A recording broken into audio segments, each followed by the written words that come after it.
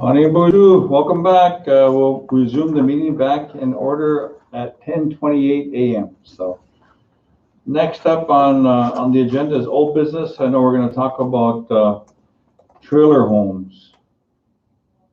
Was that Raymond that brought that up? Or Kathy? Yeah, well, what was it to think of trailer homes? I was gonna ask, if you and Ellen would do I think it's over about 1,000 to do the road. No, that's in. Catholic. Oh, Angie? Mm. Okay. I thought we approved that, didn't we? I thought we approved. You approved that in Catholic? Yeah, and I think we were waiting for a contractor, and I think that they had, I think somebody sent something that Roger Bryant was gonna work on that house. Mm-hmm. So, but I thought we approved that roof, didn't Could you we? give her a call and tell her that it's been approved? Dennis at Housing was gonna send somebody to, look over and see what was needed and I thought he did already. I thought he did all that stuff. so if he did it, then there just needs to be follow-up. But we'll get somebody over to fix that, so. And then anything else in that one, Kevin? Sure. And then, Yes, I got one. The one that was owned by water and sewer last week must have did quite a bit of damage, and he's wondering if we're gonna put it on. Well, that's the problem with moving trailer houses. That's the reason why water and sewer was just trying to get out of the trailer house business because of all the problems that go around it. Being and myself dealing with trailer house movers, it's hard, man. It's hard to get a good mover. I mean, it's hard to coordinate. It's a really tedious process, and then if axles break or like what happened there, but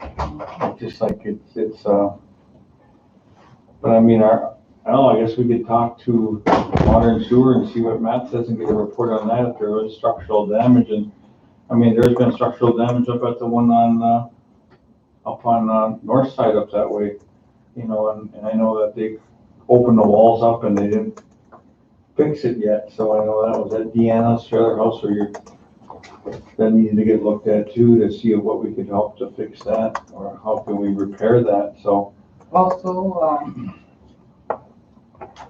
Karen's son.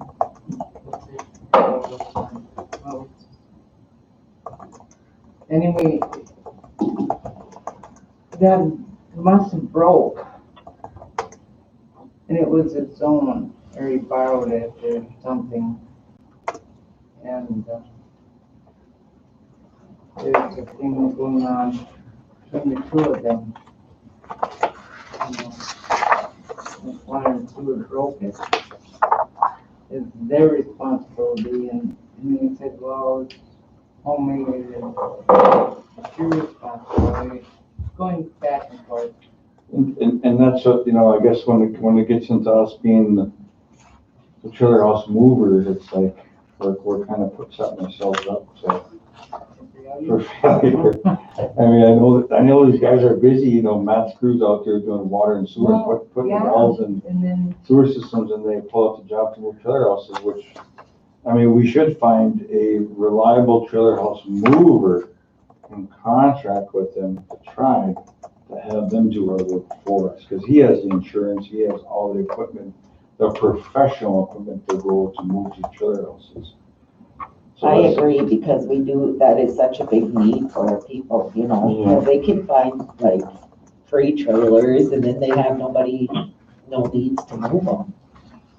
But what are we gonna do with these ones that are already wrecked for moving, And you don't want to get in the middle of their dispute here. Yeah. But I really believe that you should have something. Yeah, but maybe we can ask Matt to put a plan together, and, what he can do is see if we have any, tribal band members that would like to get into trailer house, moving, That's business and we could possibly sell our moving truck to them and whatnot and, or bid it out and in contract work with them, so. I know it's something that I think we probably need on the res, like you said, people are always calling us to move or No move something. housing, you know, and then that's what the people do. Build a house. Hopefully you'll allow it for a couple of years, but it's not easy. Yeah, cause the ones I know is Bob from Boston, Highway 2 Homes, Terry Hagan from Fargo, Jake Score down in Frazee. That's about the closest ones I know. What's his name has a mover.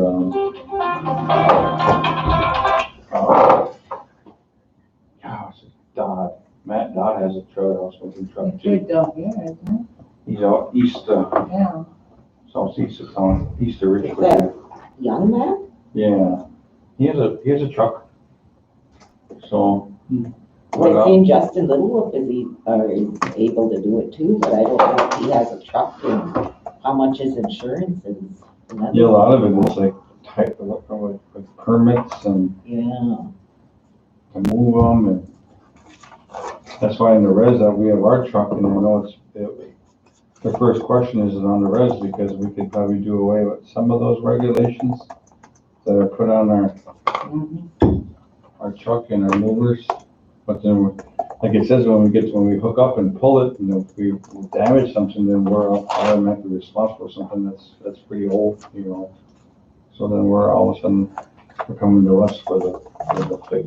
So Yeah. I don't know. I mean Did they sign anything when we do move them, or that's on that. Betsy has that contract. So okay, I'd like to look at ask that. Betsy and have her email you that moving contract. So. So, Mr. Chair, nothing happened on the last one here. Our water and sewer was moving this trailer house, and they come around a turn, and the tires went off the side of the highway. When they come back on, it knocked the axles off there and broke the axles in it. And now it's sitting down there, and the guy's mad. But I do know that he did sign a thing that holding us from any responsibility for it. But where they parked it, he's pretty upset because it's on private property, and so I don't know what to actually tell him. You know, except to get the wheels on, maybe they'll come back and remove it for him. But I'll tell you, some of these trailer houses that they're getting moved, they're very old. The one that's being moved is 44 years old. Yeah, I know in some of those too, that's the first thing they look at is the axles, and I know that the hangers and the axles are the main concerns of these movers, because if it doesn't have the right amount of axles per size of trailer house, they won't touch it. And they'll inspect all that before they even hook up their truck to it, so I know that for a fact, so.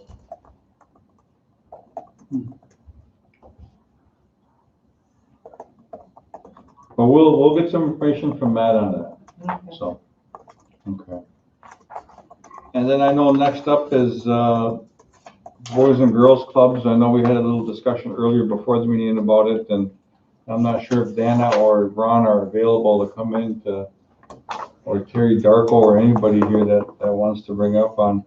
I know I get a lot of messages on my phone about, you know, when we're going to open up the clubs. I know we discussed this before the meeting. I know one of the options was to look at funding them for one more year and have them get all their stuff together to create their own entity and have their own staff. I mean, hire their own, retain their own staff, but become their own.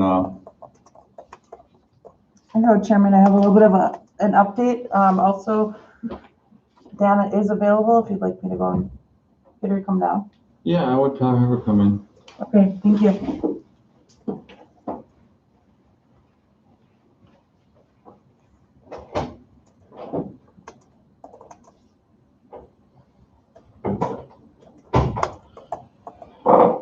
I know that the Boys and Girls Clubs are needed on the res.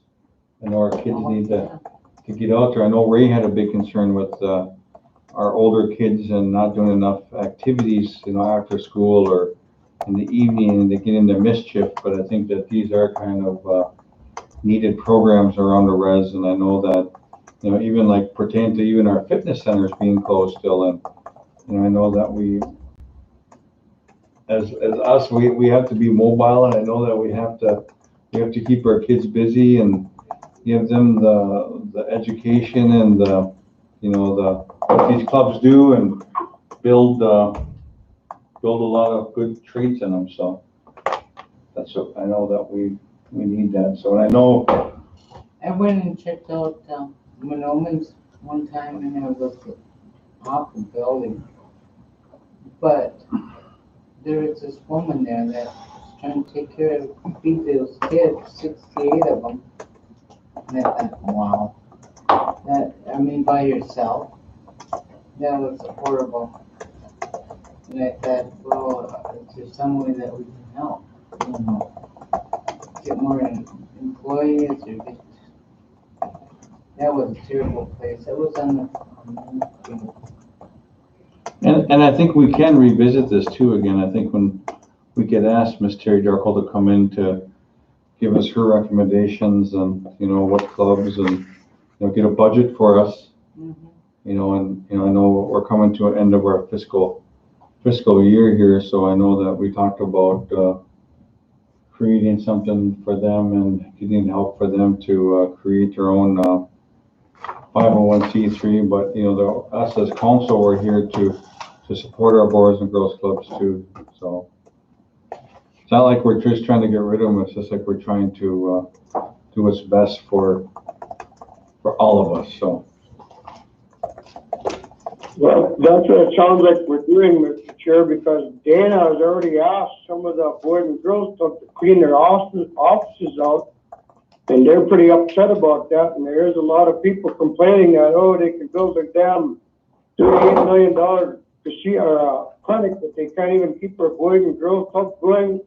Tells out these people. I mean, I'm catching a lot on this Boys and Girls Club, and not only from staff, but students also, and it's from other districts also. They're complaining that, this Boys and Girls Club is needed, and I tell them, well, yeah, it is needed.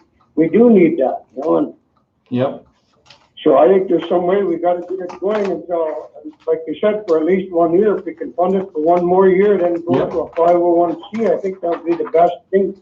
Yep, and that's what we talked about this morning. I know that that's the plan we're working on. I don't think they should have been told to clean their options out already. I don't know how Dana did that.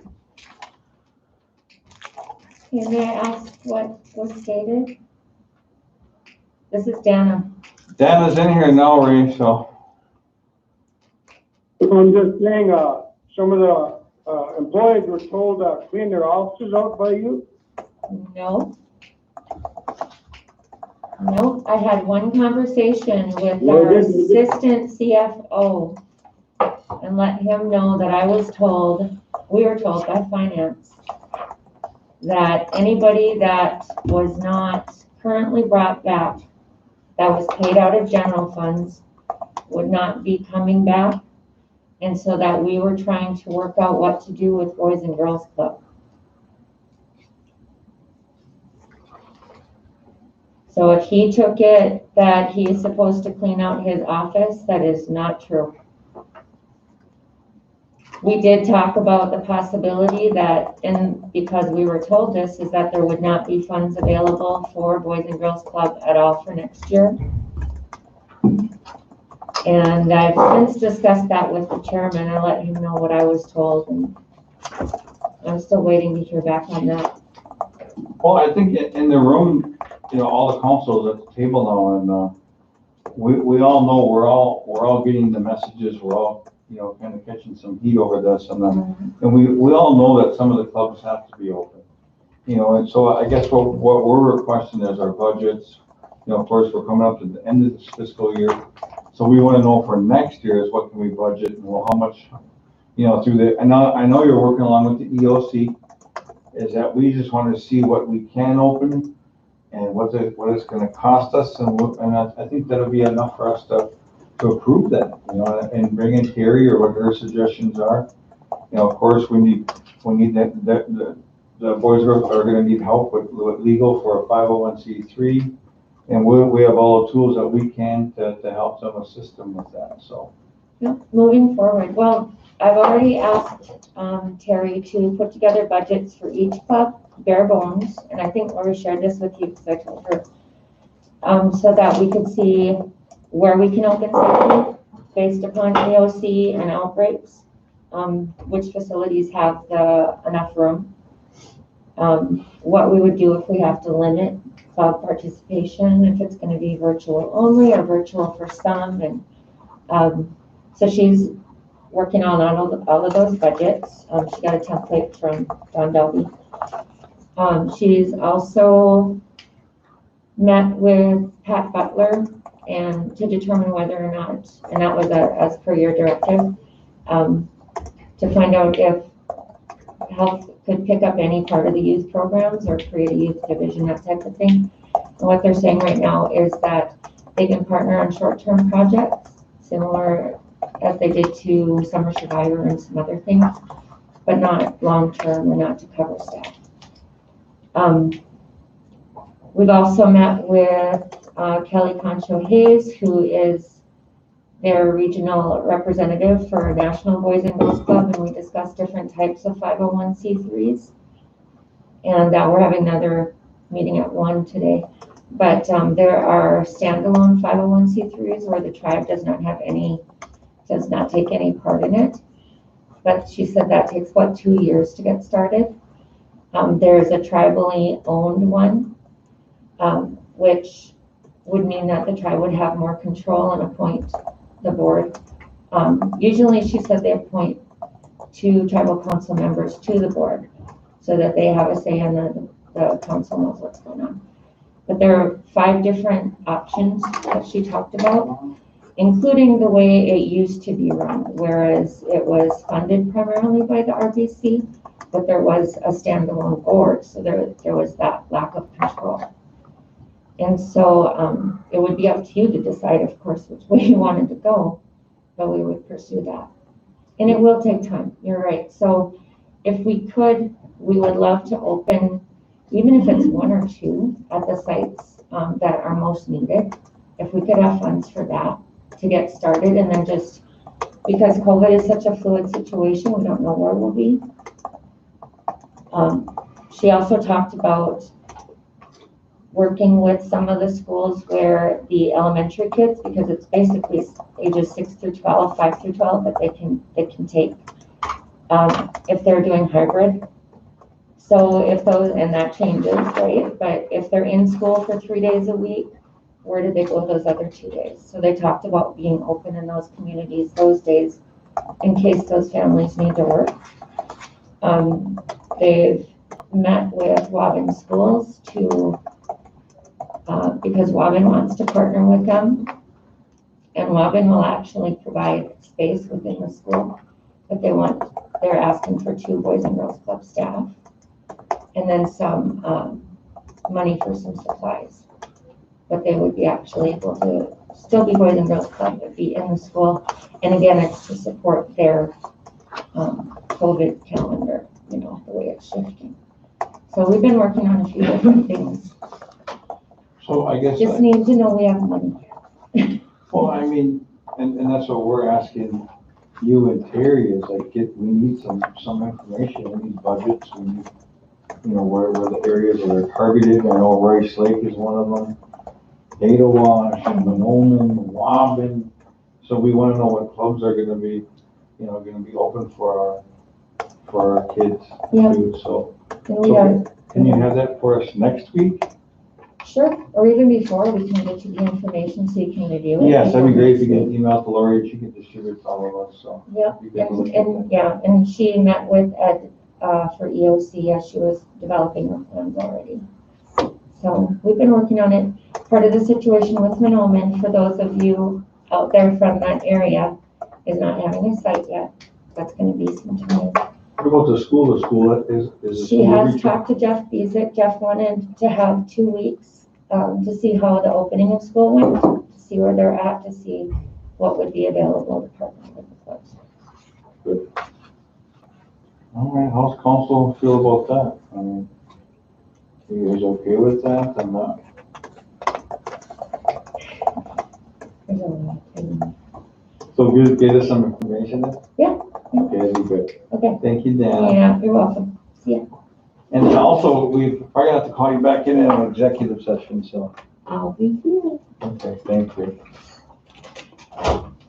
All right, good. All right, next up, we have, I know we're looking at a full external forensic audit for all travel programs and entities of an annual audit. I know Scott and Tracy were both here. I know they wanted to, we can probably call them in. Can you get them back over? Yep. But then, when she's doing that, we'll talk about the green jobs. And this is brought up from Annie again. Yes. And I know that we did have green jobs at Shooting Star Casino, and you're talking about the casino again? Yes. Okay.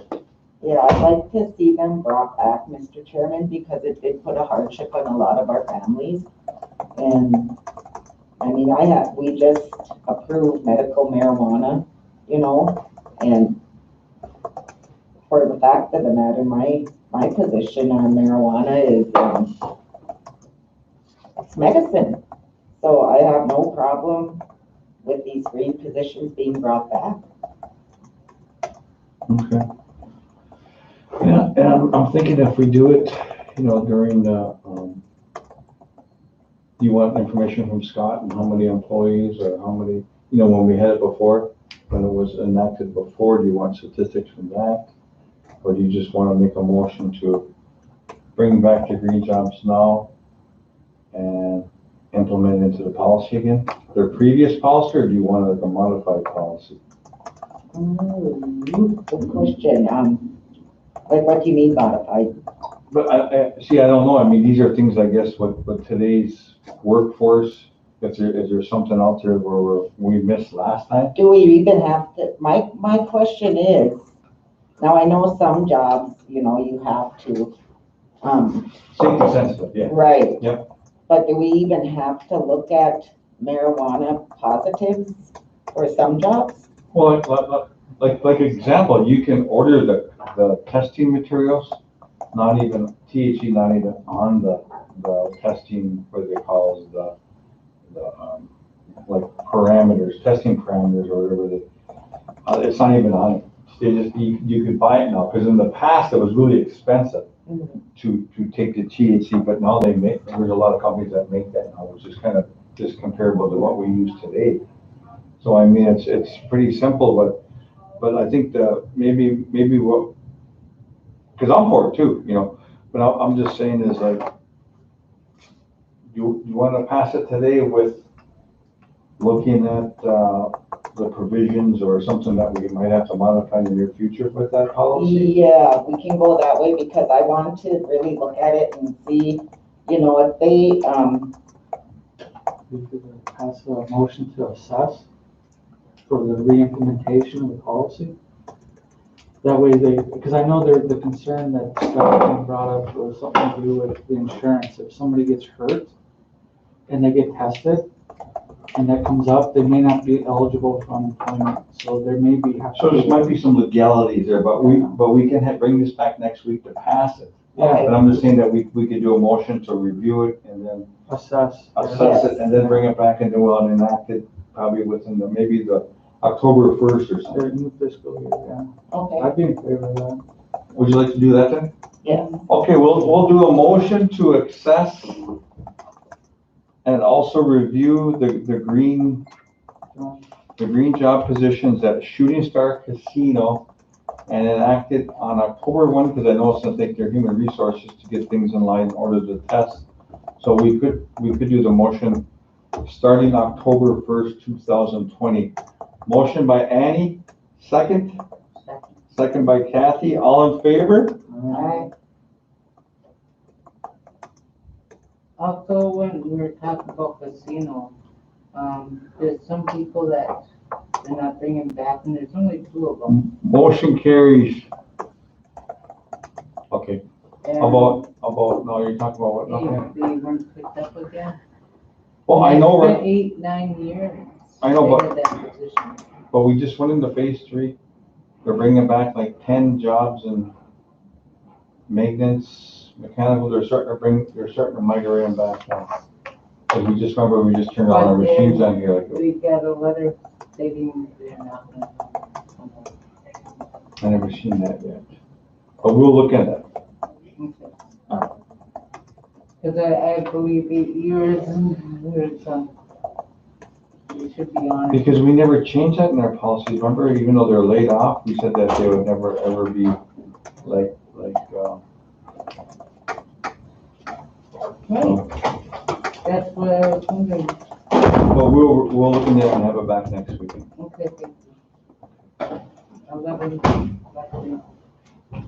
All right, guys, we're gonna go back into this, annual audit and this budget schedule, and, you know, I guess we could probably get 2 birds with 1 stone, since we do have our CFO and our auditor and Tracy's in there, so I guess, you know, I think, Annie, is this what you wanted to bring up a little bit and talk Yes. about, and? Just because I'm just concerned about where we sit right now. I know COVID has hit us hard, but,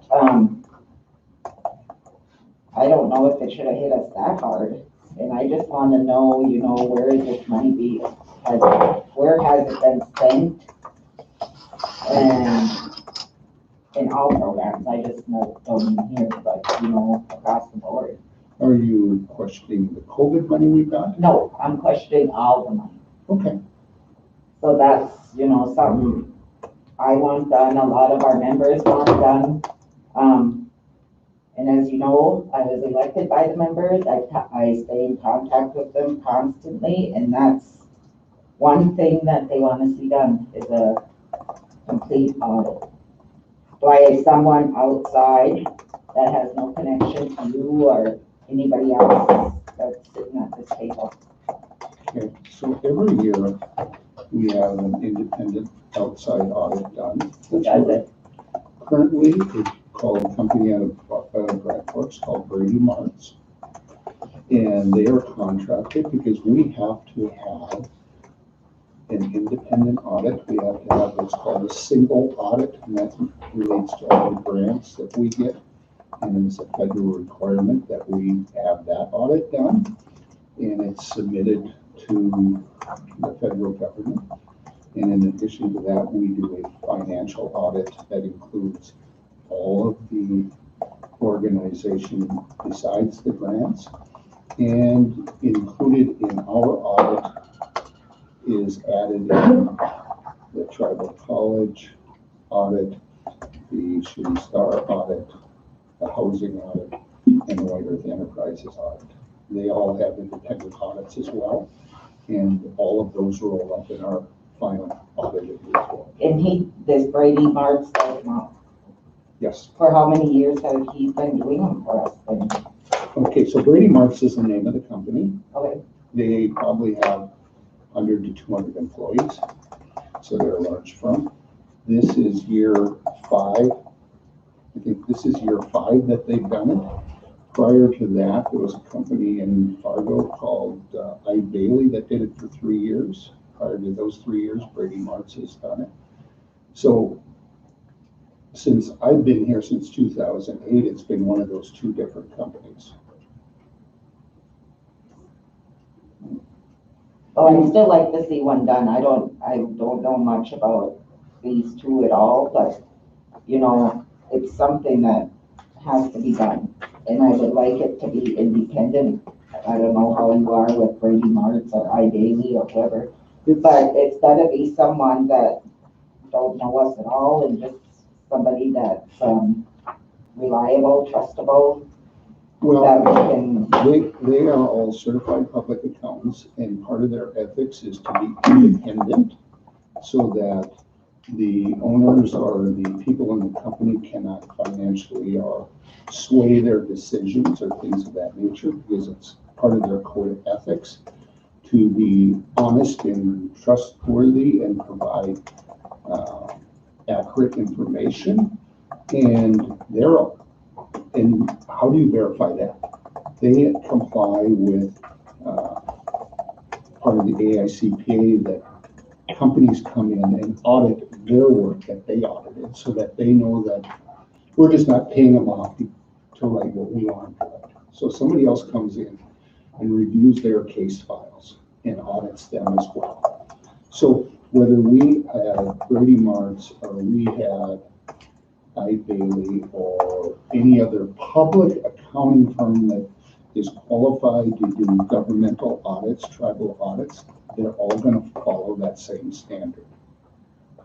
Right, so how do we know that, so what do they all look at? I mean, is it, because like when I worked at White Earth Housing, we had to pull everything when HUD came in. Get everything, I mean, receipts from, I mean, it was just everything. Yeah. So is that what they do when they come? So when they come, before they come, I have to sit down and get expenses out of every grant and make a list called a CFA report. And then they'll go through all that federal funding and say, okay, these are considered our big programs, and they'll make sure that they audit those, is it 6? Yeah, about 6 big. The 6 biggest programs. And then make sure they audit all of that. They'll come in and look at vendor payments, cash receipts, cash disbursements, any kind of transactions that they think are out of line with what we normally do. And then they'll also come in and audit the indirect cost pool. I don't know their exact algorithm, but they'll come in and say, okay, well, we're gonna give me a general ledger or a trial balance for your whole tribe. So I'll run them everything. And then they'll come in and just pick transactions and just kind of randomly come in and test everything. So it's just a little bit of everything. And so if they come in and they say, this is a sample we want you to pull. If they start looking at the sample and they view that there's problems in the sample, they will then pull a larger sample to see, is there an ongoing problem? Is it, did we just, anybody can make a mistake on one time, but is there an ongoing problem? So they would pull a larger sample if they found problems. And we've had audits, and basically our audits have been clean. And with every audit we get, they identify if there's been any weakness. In the last couple of years, there was a weakness. A person in, I think, COLA didn't have a background check. So they called that a weakness and they wrote it up. Should have it been done? Yes, it should have been done. But they found one that didn't have the background. They found 1 year, what was it? It was the capital equipment. There was no prior approval for capital equipment out of Head Start purchase that they made. But it was okayed after the fact, so it ended up being okay. So they identify the issues that they find in, and they put them in their audit report. And they say, this is what we found, this is the impact, this is the tribe's response to how we're going to correct this action so it doesn't happen again.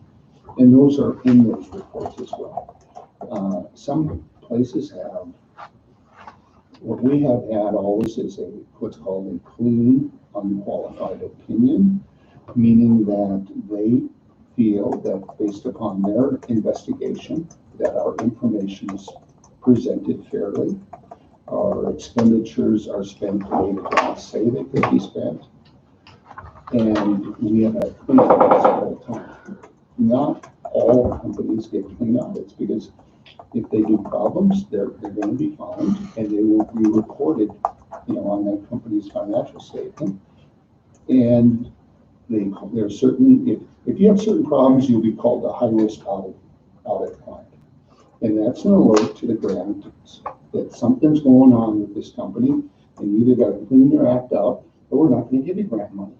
We have never been a high-risk audit company since I've come.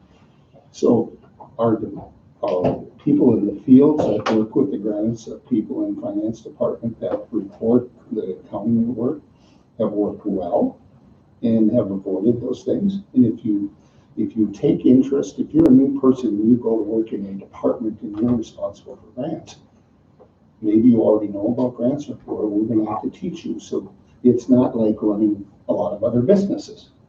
Okay, who chooses these 6? And you're talking about just the grants, so what about our general fund? Those are audited just as well, And the indirect is audited and all of them. the grants, okay. So who chooses the 6 that are gonna be audited? They're based upon size. Yeah, the auditors will have like a material amount in any grant that we are awarded where we spend over that amount will be audited. So where can the people find out what the general fund dollars were spent on and stuff like that? Our annual audit has them broken down into categories. It Like doesn't public show, safety. yeah, public safety, general government, health, things like that, but it won't show you every little bit. I mean, we could sit down and look at a general ledger and you'd see all that. And we posted the 10/1/19 audit on the website. Is posted, so people can go out there and see the audit through the website if they're interested. I think I don't know, I think I still believe we should get a audit. And then another I thing can that, go back to the, see what they say, but, and I'm not sure what companies these are, but I will look them up. And then maybe we could visit this again later, at a later date.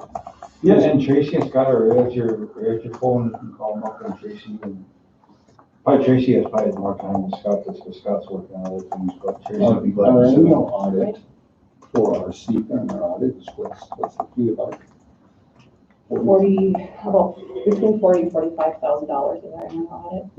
So if we hired we are under contract with Brady Marts for this year and next year to do this audit. So they have a contract to do the 20 and the 21, and then we'll send out an RFP to have it rebid after that for the following years. But if we were to go out and say, want a different company to do an audit, we'd end up with 2 audits, and whether, it'd probably be in the same ballpark amount, $40,000-$50,000. And the thing is, it could be higher, because one of the things is that they bid 3 years. So they know they're gonna have the business for 3 years, instead of maybe just, are we gonna have it 1 year, so we're gonna have to charge more? Are we able to spread some of our costs out over a 3-year period? So if we went out and wanted a second audit with a totally new company, it would be more expensive than our original one. Because first of all, if they were brand new to our organization and never audited before, they'd have to do more work, plus it'd be a one-time deal. Yeah, it may not be one time, we could say, but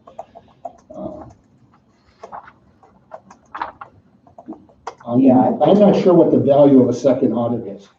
And when Brady Marts comes, they don't send the same 3 people every year. I've worked with probably 12 different people throughout the last 3-4 years in my audits. So it's always different people coming in, and I have to kind of reteach them about the drive and how we work and how we run. And they know the basics just because we're a government, but it's usually different people. I got a question. So I have a clear understanding of what's being requested. From what I'm hearing is that Representative Jackson is requesting a supplemental audit that would be separate from the required annual audit. Is that what we're talking about? Okay. And thank you for that. And I also want to clarify then that you've discussed it a little bit there, but Mr. Chair, then what I would request, maybe perhaps by the next regular meeting, if permitted, that Ms. Locke, Mr. Omlin and the staff obtain a scope of work and a quote for a supplemental forensic audit, which would be added to the annual audit. Does that sound accurate, Ms. Jackson? Yeah, Wait a minute, there's a big difference when you say forensic audit and audit. Okay, could you bring 2 models for us to take a look at? We would not be able to get if you said a forensic audit, when you say forensic audit, you usually are concerned that you know that there might be a certain problem. Maybe you think I'm embezzling money. Okay, so you say to the audit company, I think our CFO is embezzling money. They have a scope of work that's this big. If you just say we want a forensic audit of all the programs, the general fund, everything we have, without a claim or an assertion that there's some certain problem, we're not going to. okay, well, let me look into this some more and talk to the members and see what they would like to see. I'm talking on behalf of my members, Yes, you know, and I just want to give you information so Right, that that's you have better information when you talk to them. that's what I want, is, you know, information, and they want to know numbers and amounts. And you came in the first meeting I attended and said, oh, we're gonna be bankrupt, basically, and I'm like, well, welcome Cheryl Jackson, you know, and it's like, that's why, you know, they've asked for this, so. Because last year, this current fiscal year was budgeted $22 million of expenses in the general fund and $18 million of revenue. You're upside down from the start. Then COVID hit, and instead of getting maybe $11 million from the casino, we're probably gonna get 5. So now we've got $6 million cut in that revenue. We're expecting $5 million from the casino for next year as well. So if we spend like we've budgeted in the prior years, we're not gonna have enough money to pay those bills. And I'm coming tomorrow with the budget committee, and I'm coming with some recommendations based upon what we feel the revenue is gonna be. And just like at home, if you make $25,000 a year and bring home, it's hard to spend $100,000 a year before you're gonna be in trouble eventually. And I want to add a couple things. So with your annual audit, if you have a specific program, a specific fund, something where you want it looked into more, we can request that that fund gets digged into more and it won't cost us any extra. Oh, On okay, just the annual audit, okay, that could be a suggestion. And any time that you have available, if you want to sit down, I can run statements, show you how, you know, what the fund balance was at the beginning of the year, what we've spent, where it's been spent. I mean, anytime, all you want. We Just got let me know. we have all the old audits. We could give you the most current one, give you some education so that you understand and are able to ask more questions. We give you audits back as far as you want to go. Seeing as how we're on audits, I do got another clarifying question. Band members have approached me and they've notified me that there may be, Ms. Jackson, you may be seeking the release of approved 2018 to 2020 audits with the associated expenditures. And this would include investigations related to Circle of Life, behavioral health, casino, etc. Are you seeking those audits? no, I never asked yet. Okay, and so I also want to clarify as well, then, so you have not requested them, okay. And, have you and I had a conversation before about, has our offices engaged, we've talked quite frequently, have we talked about, we talked about this yesterday, I think we did.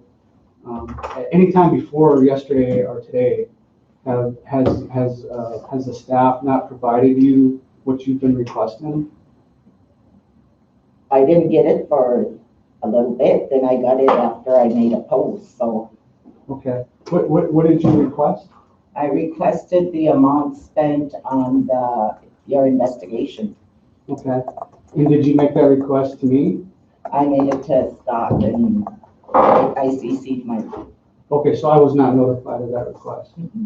Was, Okay. was that the email that you sent me? Yeah. Maybe on Friday? Yeah. So. well, you asked if I wanted more information, yeah. Yeah, because I provided you with some and then you asked for more. And that was the COVID dollars. You asked for a number of things and I think I provided all the ones that you've asked for. Well, now I got them. Yeah, because I then said that I would provide them on Mhm. Tuesday, which I sent on to you. Yeah, I got them when I was at home sick on Tuesday, so. And so I have a clear understanding in my mind. So are you seeking the release of these audits or these finances? I might. Would you like to do that right now? I want to talk to our new lawyer on Monday first, so. One Because final, there's some other stuff I want to talk to him about releasing to our members. Because I think they have a right to know, so Mhm. so I'm gonna wait to talk to Lenny on Monday. Okay. All right, so what we'll do then is, we'll just stand by and wait to discuss it with him. But at this time, you would just like to stand by and releasing that information. Yep. Okay, because the one thing that has been released is our last year's audit is on the website. Because you had it posted after one meeting. Yes, right. Didn't we release the other ones at a meeting one time too? We probably have released them at meetings before, but I think the only one that I am aware of that was posted to our website is the 10/1/19 audit. And that covers what? 10/1/19 starts, it's 9/30/19. So it starts 10/1/18 and goes through 9/30/19. So now we're getting prepared to finish up our fiscal year now, which started 10/1/19 and goes to 9/30/20. So we're just 2 weeks away from the end of our fiscal year. And that audit will be done between March and June. Okay. Yes, and then we can discuss later after. I'll probably be meeting with you then. That's all I have, Mr. Chairman. Thank you, Anna. All right, guys, Okay, thank you. you good? See ya. Thank you. All right, next up, we have signature requests. Oh, wait, the home repairs for elders, we're gonna. Oh, okay, I'm sorry. Okay, I had a line through that, I had the wrong line through, okay. You wanted to talk about repairs for elders, That own their home okay. and they've got material, but they're just not able to do the work themselves. You know, when I usually get that issue, I usually call housing or call Bernie. You know, those are the first two calls I call. I think we're pretty good at that, letting those guys know. You know, if the worst case scenario, then we maybe look at a subcontractor outside here, but I haven't ever had to do that yet, so I would contact them first, but like we mentioned earlier that, you know, we do have a day labor group that could come up and do some of that stuff now and maybe contact the workforce center too now and to see what, you know, if they could do some roof, like stripping of the roofing material into a large bin and then have housing come out and then apply the new roof to it. I know I got calls. Ray, did you guys ever get to that elder's house in Bagley? I forgot, he called me a while back. No, but he's on the list to get her house fixed. I don't know when they're gonna get there, but Yeah, she's on that list to get her house fixed. okay. But I do got elders who are complaining screen doors and windows and, you know, that they need to be replaced through winter here and. Yep. I know with, materials too, Mr. Chairman, it's taken longer for them to come in with COVID. Yes. So they're looking at like 2 months out for materials right now. And that's what I was talking to Mike Otto too. He said they're really kind of behind a lot of their stuff, so. And let me explain that, not complaining, they're requesting that they get, I guess they're not complaining, they're just requesting that they get their screen doors, their windows fixed here before winter. Okay, And I know we did pass that one deal, I don't know how much it was per month or that a elder could get. No, okay. I don't, I know housing had an applications process, and that's what I mentioned to some of the elders out there that come to me, is like, I just haven't get a hold of housing, because I know that Den had some extra money that he was gonna fix some houses under res, I think it was up to $6,700, I think it was. So I'm not sure what, I get clarification from Virginia or Dennis on that, so. same thing, but I said, first of all, direct you, to submit an application or come back here. But for the ones that like I'm talking about, we can ask housing or Bernie to assist them with Yeah, their needs, okay? and I think right now with big rice opening up, I think we're gonna have a little shortage of some staff, I know, helping out with the purchase of rice, but as that alleviates, I think that he could apply some of his staff to, assist with some of these projects too, so. I know roofs are kind of a bigger job, but. Yeah, and I don't know how big, well, this one, I don't know how big his house is, but he's got everything, if he just get it done. Okay. Mr. I think we should look at it, possibly getting into our own maintenance program through the tribal council. Because a lot of times when you call housing, they are busy. They got a lot of work orders that they gotta take care of. I know Dennis tries his best to accommodate our council members when there's something going on, but he can't just pull people from jobs that are there, so it takes, maybe a day or two before he can get them out there, but he does get them out there. I know that for a fact. But I know he hates to take away from another job to go do this job for a private person when they're already working on a housing house. And, I sometimes even hate to call Dennis because I know his crews are pretty busy, but so I would like to see maybe something out of our own tribal council, like an electrician. Some of these jobs are pretty minor that we could probably get out of our own maintenance man to go do, or to hang a screen door, because housing is backed up on a lot of their work orders right now. And I know Dennis gets under pressure there quite a bit sometimes for us to get people out there, and I can understand that. That's how I was telling him, well, whenever you can get to it, Dennis, I would appreciate it, so he does. And it might take 1 or 2 days, but now I got this person that wants it just howling at me, and I try to explain to him that our housing office is very busy, and so I try not to refer him to housing because I know Dennis gets a lot anyway, and I talk to him with him quite often, so. But that's just my feelings. I don't know what the rest of y'all feel about. Yeah, and I know Dennis has a list of, I think he has some subcontractors too that he utilizes to fix some of his projects, so maybe we can get that list from him too, to maybe give those guys some work. And I know that we talked about, I know Alan and you and the rest of the council has talked about, giving each tribal member $10,000 to apply this to just these projects. That's $50,000 that we were looking at using, and right now with some of the COVID money that we have, I know we're kind of sitting on some, but I mean, if that's something we could utilize to help our elders, I think that's something that we should be utilizing. So that's something that we should be trying to.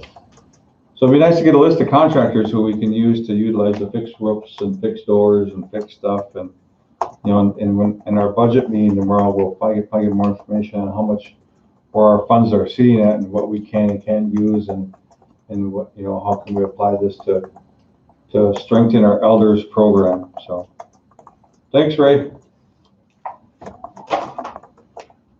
All right, guys. Anything else on there that we kind of missed? I guess I can. Oh, that election or directions one. Executive session. Oh, that's an executive, yeah. Okay, I got signature request. The first one I got is the Doreen Workforce Center, is that what it's up? Yes, Okay. Yep. And this one is to accept the annual funding for the upcoming 2020 for the HHS Native Employment Works Program funding in the amount of $192,000. This is amendment 2 to the grant contract and our public law to approve a 3-year plan approved by the Department of Labor for the period of 10/1/18 to 9/30/21. The amendment adds the HS Native Employment Works awarded for FY20 in the amount of $192,000. So I think we're accepting this money. I think so. Motion by Kathy, second. Second by Cheryl, all in favor? Motion carries. Next one is Adam Woocher for agriculture, permission to move forward with building improvements. Now this one's permission to spend general fund dollars on our building improvements at the Monoman Ag Office. Monies that are spent within the existing natural resources budget set aside for building improvements. I think it's $10,000. Al, I think we talked about it before, didn't we, Al? Yeah. Chairman Ferris, may I? Yeah. So it says it would be no more than $10,000 and it was already set aside and budgeted. Motion by Kathy, second. Second by Alan, all in favor? Motion carries. Next one is Esther Ames Tarot. This one is for Tarot Indian Preference Firms certification. This is Meyer Contracting Incorporation again. I think we brought this up last time. We had get more information from them, I thought. You guys remember this one?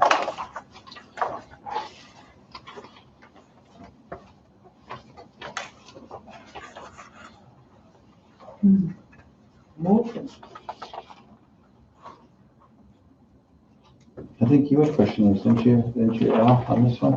Yeah, I think Esther wanted to, there was one of these contractors that she's claiming that they owe a tarot fee. And we're hoping to get her to come in and talk about that. I wasn't sure if it was this one or another one.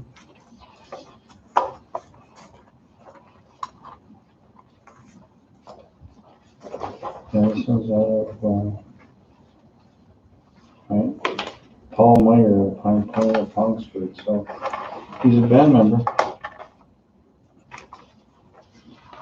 So motion to accept him to our tarot contractors? Or you still want Esther to come in and talk about it? I would just have Esther come in. Did we say that last time to have Esther come look at this one before? I think we did, yeah. Okay, all right. That's what Liz was gonna do that, but. Okay, we will table this one again, so. Next up is Esther Ames again, Tarot. This is a Tarot Indian Preference Certification. And this is for Bevins Enterprises.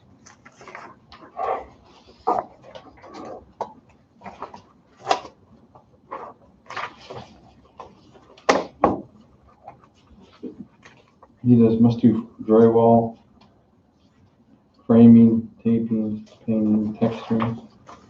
More like a general contractor. Huh? Motion by Kathy, second. To accept Bevins Enterprises LLC.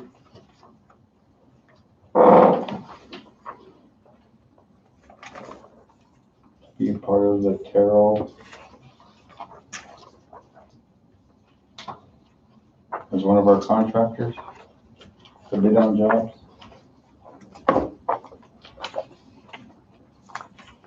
Oh, second. Second by Cheryl, all in favor? Aye.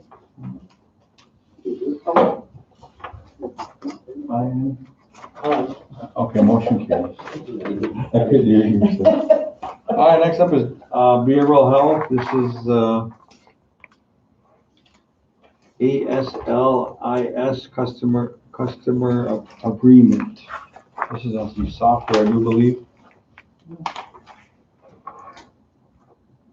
This is a signature request for service contract. Please consider a signature request for service contract for ASL Interpreting Services Incorporated. This customer service agreement will be utilized to meet the needs of clients who are under behavioral health programming and will benefit their services on their path to recovery. So it must be some type of software. Chairman Fairbanks, Yes. if I may? Yes. This is good to have for the deaf and hard of hearing. This is a contract for the deaf and hard of hearing services. Okay. I think this is kind of, motion by Kathy, second. Second by Cheryl, all in favor? Motion carries. Thank you, Ray. Next one is behavioral health or health division. This is another one. I think this is service agreement signature needed for chairman as per resolution 06420-136 approves the software development for COVID CICT. Savannah Technology. Don't think I have that one.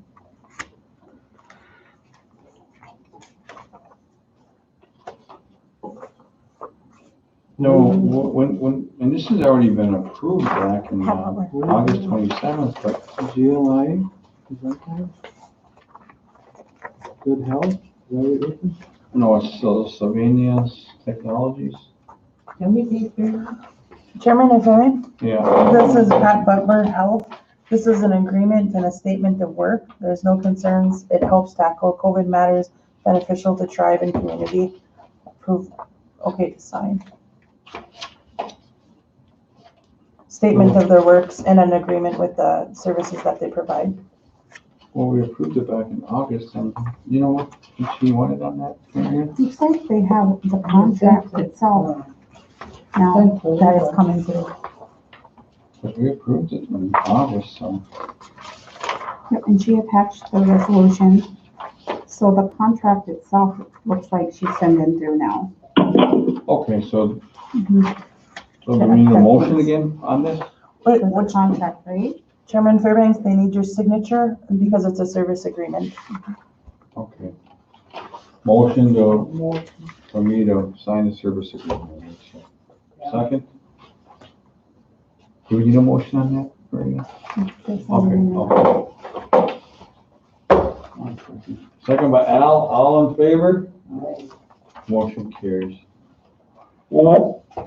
Thank you, Ray. Next one is Cindy Ronstadt, Public Health. This one is for CDC sub-grant from GLIPTIC, the amount of $500,000 for signature for chairman for accepting the grant extension on contract.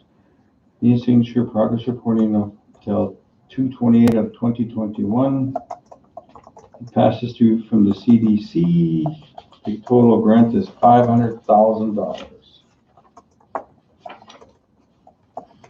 Any questions on this one, guys? And we approved this already back in September 22, 2019, so I think this is like we're just accepting more money from them. Chairman Fairbanks, it is an extension request to spend the funding down and it would need your signature. Motion? Motion. Motion by Kathy, second.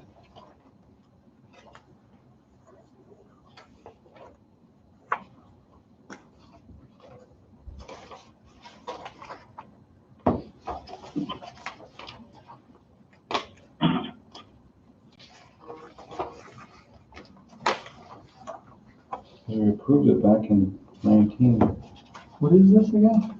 This is that, This would be an extension, Yes. Secretary Treasurer Roy, this would be an extension request to, just allow for more time to spend the grant amount down. Yeah.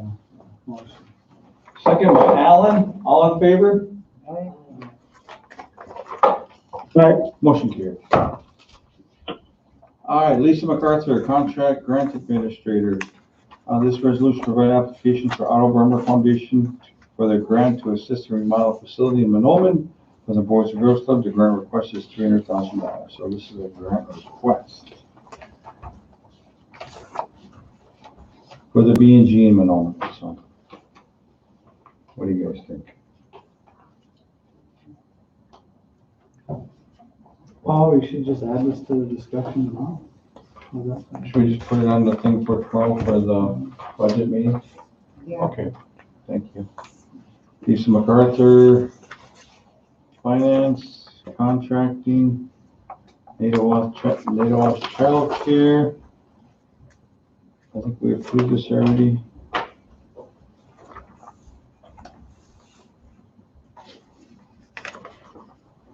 I think this is for that modular home that's getting,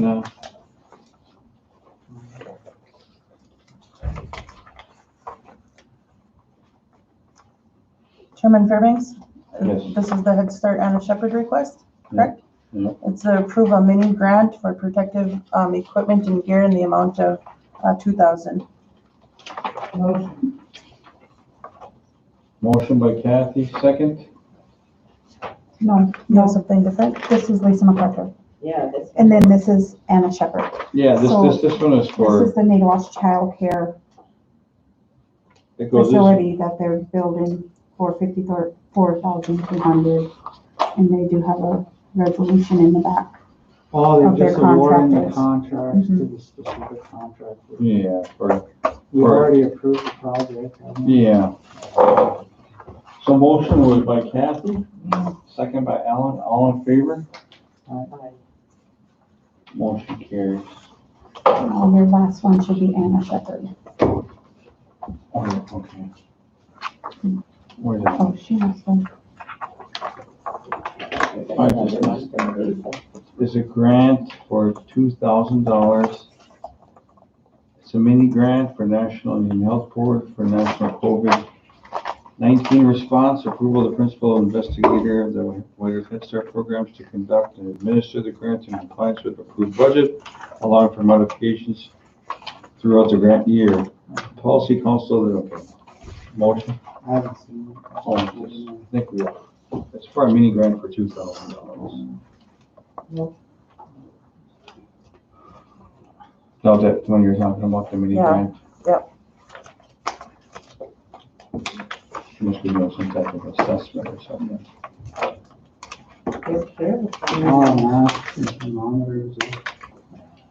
Yeah. Okay, motion by Kathy, second by Alan, That one is for the, executive, yeah. yeah. All in favor of the mini grant? Motion carries. That it? All I'll right, take the original, Mr. Chair. thank you, everyone, miigwech. Thanks for having patience and being with us today. Appreciate your time. You go up a min. The good. Oh.